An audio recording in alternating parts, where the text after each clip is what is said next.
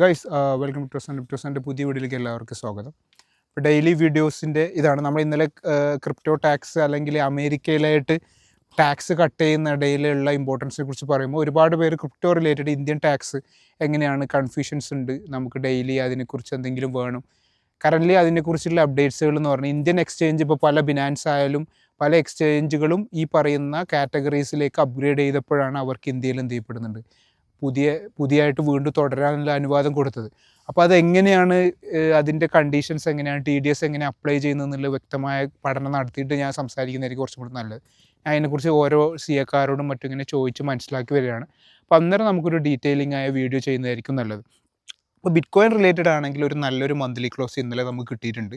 നമ്മൾ ഹോപ്പ്ഫുള്ളി ആ പറയുന്ന ആ ഒരു 93ൻ്റെ അബോവ്, ശരിക്കും പറഞ്ഞാൽ 71ൻ്റെ അബോവ് വന്നാൽ തന്നെ ഓൾ ഇൻ ഓൾ ബുള്ളിഷാണ്. കാരണം എന്തുകൊണ്ടാണെന്ന് വെച്ചാൽ നമ്മൾ പറഞ്ഞ പോലെ 69K അല്ലെങ്കിൽ 71ൻ്റെ ബിലോ വരുന്ന അവിടെ ക്ലോസ് ചെയ്യലാണ് ശരിക്കും പറഞ്ഞ ഒരു ബിയറിഷ് ടെൻഡൻസിയിലേക്ക് പോക്ക്. മാർക്കറ്റ് ഓട്ടോമാറ്റിക്കലി 93ൻ്റെ അബോവിലേക്ക് വരികയും ഒരു മന്ത്ലി ക്ലോസ് 93ൻ്റെ അബോവിലേക്ക് വന്ന സ്ഥിതിക്ക് ഇനി നമുക്ക് കാണാനുള്ളതെന്ന് പറഞ്ഞാൽ ഇവിടുന്ന് BTCയുടെ ഒരു മൂവ്മെൻറ്റ്. കാരണം കഴിഞ്ഞ എത്രയോ ആഴ്ചകളായിട്ട്, ഏകദേശം എനിക്ക് തോന്നുന്നു ജാനുവരി, ഫെബ്രുവരി, മാർച്ച്, ഏപ്രിൽ ഫുള്ളായിട്ട് കൂട്ടാം 4 മാസത്തോളമായിട്ട് BTC എന്ത് ചെയ്യപ്പെടുന്നുണ്ട്, ഡൗൺ ട്രെൻഡിലാണ്. ഇനിയുള്ള ഈ ബുൾ മാർക്കറ്റിൻ്റെ അവസാനം എന്ന് പറയുന്നത് നമ്മളിപ്പോൾ ഒരു സെപ്റ്റംബർ, ഒക്ടോബർ പിടിച്ച് നവംബർ മാക്സിമം പിടിച്ചാൽ തന്നെ ഫസ്റ്റ് റീട്രേസ് മാത്രമേ ഇവിടെ സംഭവിച്ചിട്ടുള്ളൂ. ഒരു മിനിമം ഒരു ലെഗപ്പും അതിന് ശേഷമുള്ള ഒരു റീട്രേസ്, ഒരു ഫൈനൽ മൂവ്മെൻറ്റ് നടക്കേണ്ടതുണ്ട്. അപ്പോൾ ഈ ഒരു ടൈം ഗ്യാപ്പ് നോക്കുമ്പോൾ നമുക്ക് എന്ത് ചെയ്യപ്പെടും, അടുത്ത ലെഗപ്പിലേക്കുള്ള ഏകദേശം എല്ലാ സിറ്റുവേഷനും അണിഞ്ഞൊരുങ്ങി നിൽക്കുന്നുണ്ട്. ഫൈനലായിട്ടൊരു റീട്രേസ് ഈ പറയുന്ന മന്ത്ലി ക്ലോസ് 90ൻ്റെ അബോവിലേക്ക് വന്നത് സപ്പോർട്ടിന് മുമ്പുള്ള ആ ഏരിയയിലുള്ള ഒരു വോളറ്റിലിറ്റി, അത് ചിലപ്പോൾ 89 to 85 വരെ കാണും. അതിൻ്റെ ഇടയിലായിരിക്കും ചിലപ്പോൾ BTC ഡോമിനൻസ് 70ലേക്ക് പോകും. ഹിസ്റ്റോറിക്കലി അവിടുന്ന് റിജക്ഷൻ വരുമ്പോഴാണ് ആൾട്രാലി ഉണ്ടാകുന്നത്. അപ്പോൾ എല്ലാം ഒന്ന് സെറ്റപ്പ് ചെയ്ത് വരുന്നുണ്ട്. ഇത്തീരിയം ആയാലും മറ്റുമായാലും എല്ലാം ഒന്ന് സെറ്റപ്പ് ചെയ്ത് വരുന്നുണ്ട്. അതിൻ്റെ ഇടയിൽ ഫ്യൂച്ചർ ട്രേഡ് ഓപ്ഷൻസ് വീണ്ടും റീസ്റ്റാർട്ട് ചെയ്യുന്ന രീതിയിലേക്ക് നമ്മൾ മാറിയിട്ടുണ്ട്. കാരണം നമ്മുടെ ഗ്രൂപ്പുകളിൽ തന്നെ നമുക്കൊന്ന് പതിയെ ഷോർട്ടും ലോങ്ങും എല്ലാം ആയിട്ട് ചെറിയ ചെറിയ ടാർഗറ്റ് ഒരു വീക്ക് 3 സിഗ്നൽസ് എങ്കിലും മിനിമം നൽകുന്ന രീതിയിലേക്ക് പതിയെ മാറുന്നുണ്ട്. അങ്ങനെ ആകുമ്പോൾ നമുക്ക് ആ ഡെയിലി ഓപ്ഷൻസ് ഇങ്ങനെ പോകാമല്ലോ. കാരണം ഒരു 3 ഉണ്ടാകുമ്പോൾ ഒരു മന്ത് ഏകദേശം 4x3 എന്ന് പറയുമ്പോൾ 12ഓളം സിഗ്നൽസ് മിനിമം വരുന്നുണ്ട്. അപ്പോൾ ആ രീതിയിലേക്ക് പോകാമെന്ന് വിചാരിക്കുന്നുണ്ട്. ആഴ്ചയിൽ ഒരു ലൈവും ഇൻസ്റ്റഗ്രാം ലൈവും കൂടി നമുക്ക് നിങ്ങൾക്ക് വേണ്ട ക്വസ്റ്റ്യൻസും കാര്യങ്ങളും പ്രിപ്പയർ ചെയ്ത് നമുക്ക് പോവേണ്ടതുണ്ട്. ഇപ്പോൾ ഇന്നലെ കാനേഡിയൻ പുതിയ പ്രസിഡൻറ്റിനെ കുറിച്ച് പറഞ്ഞിരുന്നു. അതിൻ്റെ ഇടയിലുള്ള ഈ പറയുന്ന US-ൻ്റെ അടുത്ത നീക്കങ്ങളെക്കുറിച്ച് പറഞ്ഞിരുന്നു. ഇന്നലെ തന്നെ GDP US-ൻ്റെ പുതിയ ഒരു ഡാറ്റ വന്നിരുന്നു. അത് കുറച്ച് ബാഡാണ്. അതിനുള്ള ട്രംപിൻ്റെ റിപ്ലൈ എന്ന് പറയുന്നത് അത് ബിഡൻ്റെ കാലത്തിൽ ഉണ്ടായ ഡാറ്റാസ് വെച്ചാൽ നമ്മൾ ജാനുവരി വരെ തുടങ്ങുന്നത് അത് ഇതിനെ ബാധിക്കുന്നില്ല എന്ന് പറയുന്നുണ്ട്. എങ്കിൽ പോലും ഓൾ ഇൻ ഓൾ ഈ പറയുന്ന ട്രംപിൻ്റെ ടാരിഫ് ന്യൂസ് ക്രിപ്റ്റോയെ ബാധിക്കുന്നത് പതിയെ കുറഞ്ഞിട്ടുണ്ട്. അതുള്ളൊരു ഇമ്പോർട്ടൻ്റാണ്. കാരണം നമ്മൾ വിചാരിക്കുന്ന പോലെ ഇപ്പോൾ US ഇങ്ങനെ ചെയ്തു അല്ലെങ്കിൽ ഈ ചൈന അങ്ങനെ ചെയ്യുന്നു. ഇന്നലെ തന്നെ ചൈനയും EU യൂണിയനും തമ്മിൽ എന്ത് ചെയ്യപ്പെടുന്നുണ്ട്, ചർച്ച ചെയ്യുന്നുണ്ടായിരുന്നു ടാരിഫ് റിലേറ്റഡ്. അതൊന്നും അത്തരം ചർച്ചകളോ അത്തരം ന്യൂസുകളോ, ഇന്നലെ GDP ഡൗൺ ന്യൂസ് വന്നിട്ട് പോലും ഓൾ ഇൻ ഓളും BTC മാർക്കറ്റിനെ വലുതായി എഫക്റ്റ് ചെയ്യാത്തത് എനിക്ക് തോന്നുന്നു യൂസ് ടു ആയിട്ടുണ്ട് ടാരിഫ് റിലേറ്റഡ് ന്യൂസുകൾ.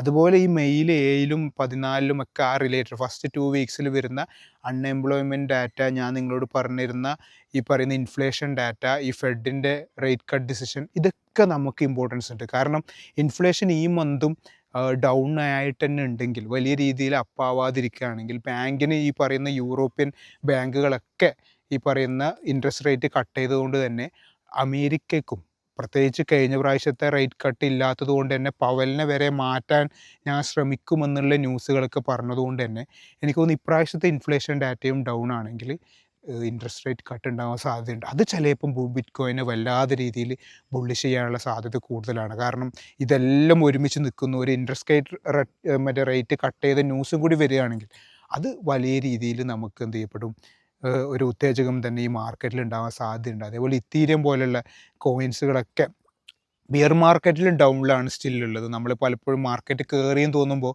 ഇത്തീരൊക്കെ സ്റ്റിൽ ഈ പറയുന്ന ബിയർ മാർക്കറ്റ് ഡൗണിലാണ്.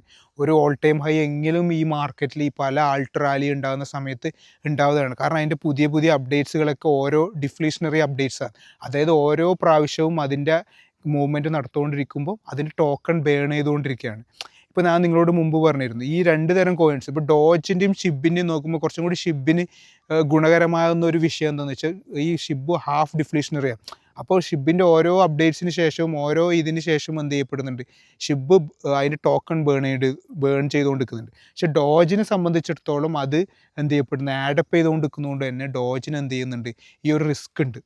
അത് നോക്കുമ്പോൾ ഇത്തീര്യത്തിനും ഈ പറയുന്ന അതിൻ്റെ ഒരു മെയിൻ നെറ്റ് അപ്ഡേറ്റ്സിന് ശേഷം ഈ ഒരു കാറ്റഗറി വരുന്നതുകൊണ്ട് തന്നെ ഓരോ രീതിയിലും ഓരോ ട്രാൻസാക്ഷനിലും എന്ത് ചെയ്യപ്പെടുന്നുണ്ട്, ഇത്തീരിയം ബേൺ ഔട്ട് ചെയ്യുന്നതിൻ്റെ അതിൻ്റെ ഇതിൻ്റെ വാല്യൂ ഡൗൺ ആയി അതായത് അതിൻ്റെ ടോട്ടൽ സപ്ലൈ ഡൗൺ ആവുന്നത് ഭാവിയിൽ എന്ത് ചെയ്യപ്പെടാം, ഈ പറയുന്ന പോലെ ഇത്തീരിയം ETF ഒന്ന് ഉഷാറാവുകയും ബ്ലാക്ക് റോക്ക് പോലുള്ള കമ്പനികൾ നമുക്ക് ഓരോ വാങ്ങി കൂട്ടുന്നതിലൊന്ന് ഇത്തീരിയം ഉണ്ടായതുകൊണ്ട് തന്നെ ഒരു ഹ്യൂജ് ബൈയിങ്ങും ഈ പറയുന്ന ആൾട്ടിലേക്കുള്ള അട്രാക്ഷൻ വരുന്ന സമയത്ത് ഓട്ടോമാറ്റിക്കലി ഇത്തീരിയം വൺ ഓഫ് ദി പ്രിഫർ ആവുമ്പോൾ എന്ത് ചെയ്യപ്പെടും, ഇത്തീര്യത്തിൻ്റെയും വാല്യൂ കൂടേണ്ടതുണ്ട്.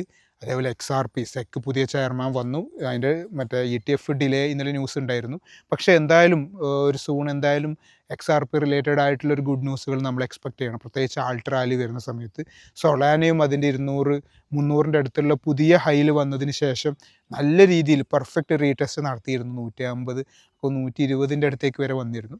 അതും ഒരു ഓപ്പർച്യൂണിറ്റി ആണ് എന്ന് നമുക്ക് മനസ്സിലാക്കും. പ്രത്യേകിച്ച് സൊളാനോ എക്കോസിസ്റ്റമൊക്കെ പല മീം കോയിൻസൊക്കെ ചിലപ്പോൾ ആ സമയങ്ങളിൽ കൂടുതലായിട്ട് ഫോക്കസ് ചെയ്യപ്പെടാൻ സാധ്യതയുണ്ട്. ഈ ട്രംപ് അനൗൺസ് ചെയ്ത കോയിനുകളിൽ ഈ സൊളാനയും XRPയും ADA-ഒക്കെ ഉണ്ടായതുകൊണ്ട് തന്നെ വീണ്ടും മാർക്കറ്റ് റാലി സമയത്ത് അല്ലെങ്കിൽ ആൾട്ട് റാലി സമയത്ത് എന്ത് ചെയ്യപ്പെടാം, ഈ ഇത്തരം മെൻഷൻ ചെയ്ത ഈ സൊളാനോ എത്തീരിയം ADA-ഒക്കെ മെൻഷൻ ചെയ്തുകൊണ്ടില്ല അല്ലേ, സൊളാനോ XRP ADA മെൻഷൻ ചെയ്തിട്ടുള്ള ഒരു റീട്വീറ്റ് നമുക്ക് എക്സ്പെക്റ്റ് ചെയ്യാവുന്നതാണ്. പ്രത്യേകിച്ച് എന്തെങ്കിലും ഒരു ഡിസിഷൻ ട്രംപിൻ്റെ കയ്യിൽ നിന്ന് ഉണ്ടാകുന്ന സമയത്ത് ഈ 3 കോയിൻസിന് പ്രത്യേകമായിട്ടുള്ള അന്ന് ട്വീറ്റ് ചെയ്ത പോലെ ഒരു ട്വീറ്റ് ഏത് നിമിഷവും നമുക്ക് പ്രതീക്ഷിക്കാവുന്നതാണ്. അതും നമ്മുടെ മനസ്സിൽ ഈ സമയങ്ങളിൽ ഉണ്ടാവേണ്ടതുണ്ട്. ലിങ്കും നല്ലൊരു കോയിൻ ഓപ്ഷനായിട്ട് കാണുന്നുണ്ട്. Okay, by.